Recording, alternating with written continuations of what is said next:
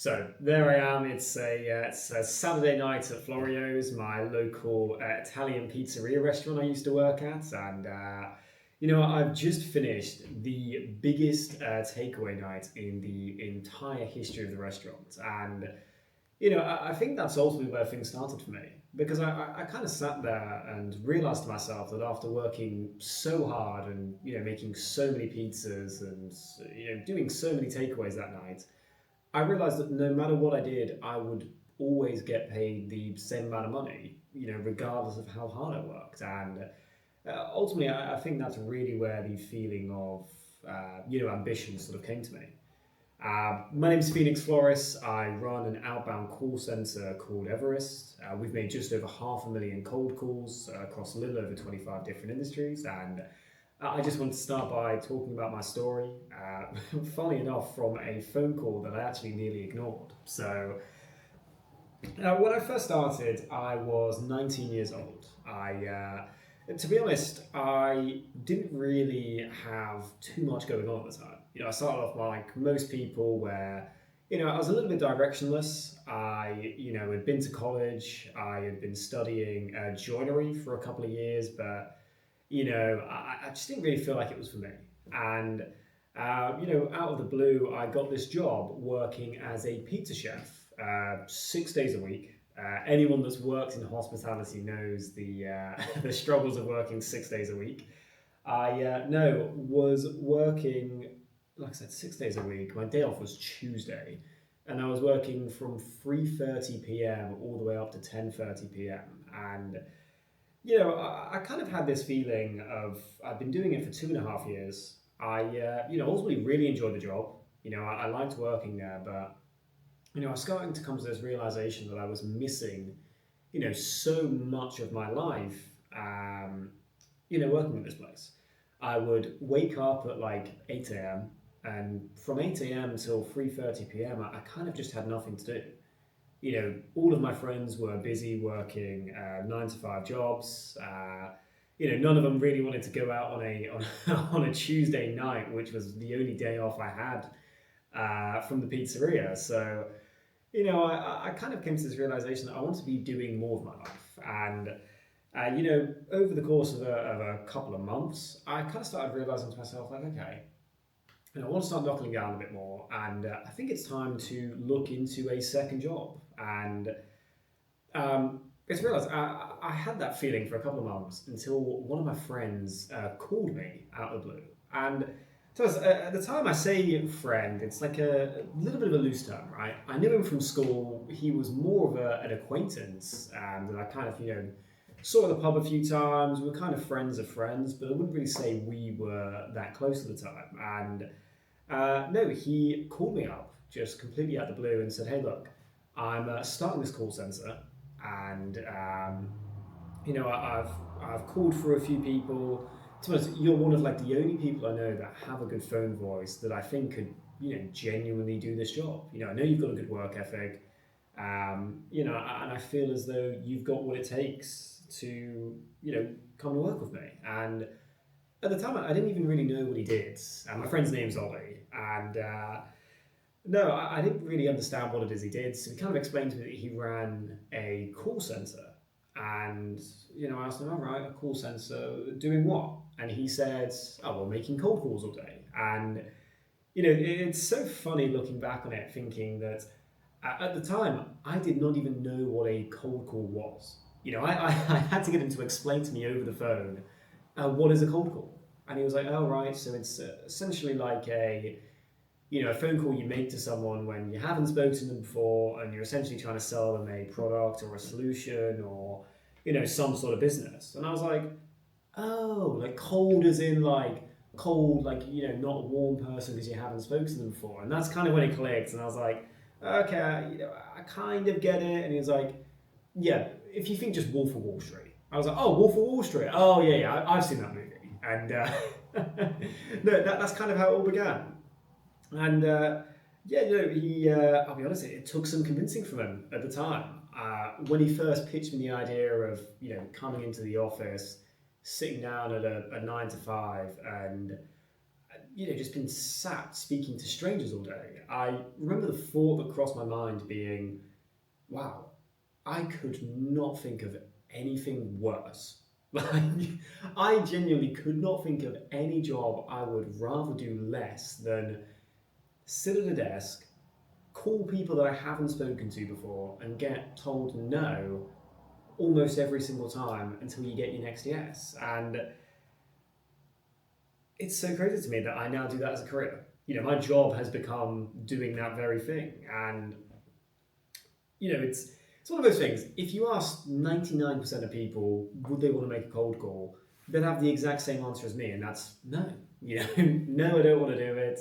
Because it's a tough job at the end of the day, right? Sitting at a phone and making calls all day. But I eventually agreed after speaking to him for like 15 to 20 minutes. I said, okay, well, look, I'll come in for a trial day, we'll sort of see how I find it, and we'll just kind of go from there. And that's really where the early days of Everest sort of come into play.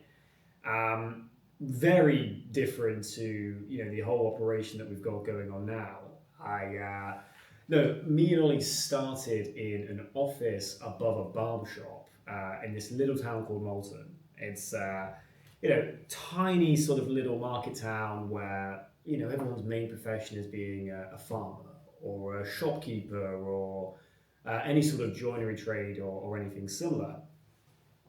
And no, my commute to work every day was I'd walk 15, 20 minutes, and to get to the office, you had to go through the area where people were getting their haircut, go up the stairs, go through their waiting area at the top of the stairs, and there was a little door right at the end of the corridor, which was our office. And no, that's where we used to work. It was an office probably no bigger than the size of your bedroom, right? It was enough for 3 desks, a fridge, and a whiteboard. That's that's pretty much what we had going on in there. And no, at the time we weren't even doing cold calling as a service. We couldn't find any clients that wanted to pay us to do cold calling. So instead, Ollie's dad happened to run a B2B email marketing / data company, and he commissioned us to do cold calling. But again, at the time, because both me and Ollie had very little experience in terms of actually making these cold calls, it was a case of the blind leading the blind, right? Neither of us really knew what we were doing back then, and I think Ollie's dad definitely saw that, and he didn't want to pay us to do cold calls. So instead, we worked commission only. And don't get me wrong, it was a pretty nice commission split of 50-50, but it also meant on the flip side that we had to hustle. And if you work commission only, you know what I'm talking about. It was a case of we didn't have any repeat clients or anything like that. And if we wanted to afford to keep the lights on that month or pay for that month's rent or do anything to keep the business afloat, we had to get on that phone and we had to sell. And, again, it's so funny to look back on, what I thought was a brilliant cold call. And, it was just a case of we were calling phone numbers one by one. And for every person we spoke to, the pitch we said was, "Hi there, is that John? John, it's Phoenix calling from so-and-so company. Look, bit of a shot in the dark with this one, but are you looking for any B2B data lists at the moment?" And that was it. That was the entire script. If they said no, we would say, "Oh, okay, like you're not looking for any emails or phone numbers," and if they said no again, we'd say no worries, hang up, and move on to the next one. And at the time, I thought that was brilliant cold calling. I thought I was the master of sales, the next Jordan Belfort by by selling with that. And it's funny. It's funny to see how far you've come. Because I've still got things like my first ever cold call that I made on record, or the first ever lead that I generated. And look. I think my recommendation to anyone who's starting in sales or starting up with a business or anything in the space is document every part of your journey, right?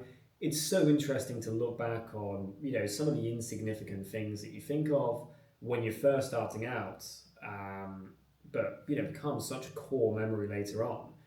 I wish I had more pictures of the office that we were working in, or the fact that through the December periods it was so cold in the office that because we couldn't afford to put the heating bill on, we had to get the windows and tape them shut because the cold air was blowing into the office, and we both had coats, gloves, and even woolly hats on as we've got our headsets on as well, trying to sell these data lists. And it was just so cold to the point where you literally had to tape the windows shut to stop them from banging, and and just sort of letting the air in. But no, at the time, for the first few months, I was still working both at this new call center that we're starting up, Everest, but as well, I wasn't 100% convinced in the idea just yet. So I was still working at Florio's as well.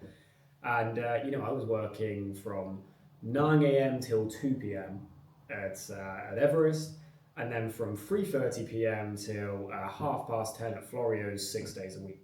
So, I think I ended up working like 75, 80 hours a week or something crazy. And, I think anyone who's been in that position, you always get into a routine where your entire life revolves around work, and I think that's what you've got to do to become successful. And I kind of realized after the first sort of few months of working there that, if I was to just, work harder in Everest, the money I was making from commission and my salary and any of the deals I closed would be more money than I would earn from working both jobs simultaneously. And that's kind of where I made the decision to leave Florio's after 2.5 years, 3 years of my life working there. It was my granddad's restaurant originally, and it had a lot of sentimental value to me. But at the end of the day, I think where things clicked is,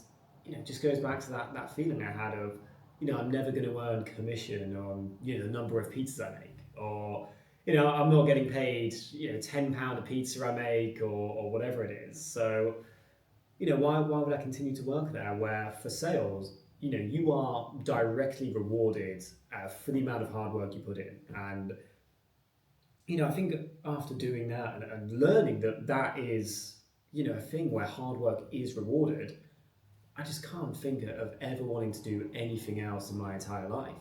I started off hating cold calling. I couldn't think of anything worse than speaking to a bunch of strangers all day. But once you truly figure out that if you're a hard-working person, the only place that you can perform and do well and get directly rewarded for that is through sales, right? And that would just be, my recommendation to anyone is to just get into something where your hard work's rewarded. And no, I made the decision to fully double down into Everest and just start working there full time. And the truth is, I think from that point, there was a lot of learning involved. To get to the point where we are now, where we've, done loads of money in revenue, we've, got a nice office in Leeds City Centre, where, growing and scaling the business at such a rapid rate, and the campaigns are ultimately really starting to work at this point. It came with a lot of learning, right? A lot of figuring out the offering, trial and error, good months and bad months, right? We were still selling commission only for quite a few months before we, even thought about, selling our cold calling services. But, it's tough, right? There were some months where, genuinely I thought the business might just shut down. It truly was a case where, we'd get to the last day of the month and we'd have some kind of miracle sale come in that just completely saves the business. And, for the next sort of year and a half of working there, that is really what it was like. Just, ultimately trying to make ends meet every single month, not really being in a position where, we're making loads of money and it's almost just like trying to get by every single month. And that's kind of where the idea came to just start selling our cold calling services instead. We'd gotten pretty good at that point. We knew what we were doing in terms of selling, so we just made the decision to ultimately branch down into cold calling as a service. And I think that skyrocketed. how good we were able to get at cold calling. Just simply down to the fact that we're able to call into so many different markets and just get such a perspective onto so many people's offerings, right? A lot of people will specialize in one industry, like let's say SaaS or marketing agency or IT support or something like that, and they'll get really good at calling into that one industry. But the truth is, what I've kind of come to learn over running so many of these different campaigns is, someone that's really good at SaaS cold calling, couldn't transfer those skills as well into something like calling for a creative agency or calling for a marketing product or anything similar. Because you have to approach those industries and types of people very differently to what you might think. And I guess that's kind of where I have a little bit of an upper hand compared to most companies or most people doing cold calling, and that is that I just have so much more data at my disposal from not only myself making the cold calls, but as well my team. My team is making cold calls to loads of different clients or running different campaigns, and they're able to just provide their own insights, and we're able to all learn from each other. And I think you learn more in a year of basically selling a new product every week or every month or whatever it is than I would learn from just trying to sell one product for 12 months. Because if I think I was selling B2B data lists for a year and a half, and I don't think I made nearly as much progress in a year and a half than I did with 3 months of just selling some different products from Everest. And it's good. I think we're really getting to a point where really starting to build up the company. And I think one day, for all of those people that are following along, we're going to have this company where it's on skyscrapers, right? For any young, ambitious founders that are listening to this, I want you to be part of the journey, right? Document everything you're doing with your own company, and just trust the journey. That's ultimately the way I see it. And I think in terms of this channel, I think what I really want to do is just start talking about cold calling, right? Helping any founder that's looking to try cold calling. They don't really know how to get into the space or what an outbound campaign actually looks like. What results should they be expecting? Because there's a lot of stuff with it, right? And again, there's even stuff that I'm still figuring out or I'm still learning. And again, it's just a case of learning the more you do it, right? So running more cold calls, running more campaigns, listening to different offerings, even hearing how other people are cold calling, and that's pretty much what I want to use this channel for. So to anyone listening, if you want to educate yourself on outbound or cold calling or anything within the space, that's what I'm going to be doing with this channel. So have a look out for more content. If you're liking the stuff, you're liking what I'm talking about, subscribe. I'm doing these episodes weekly, so just listen out and look for more.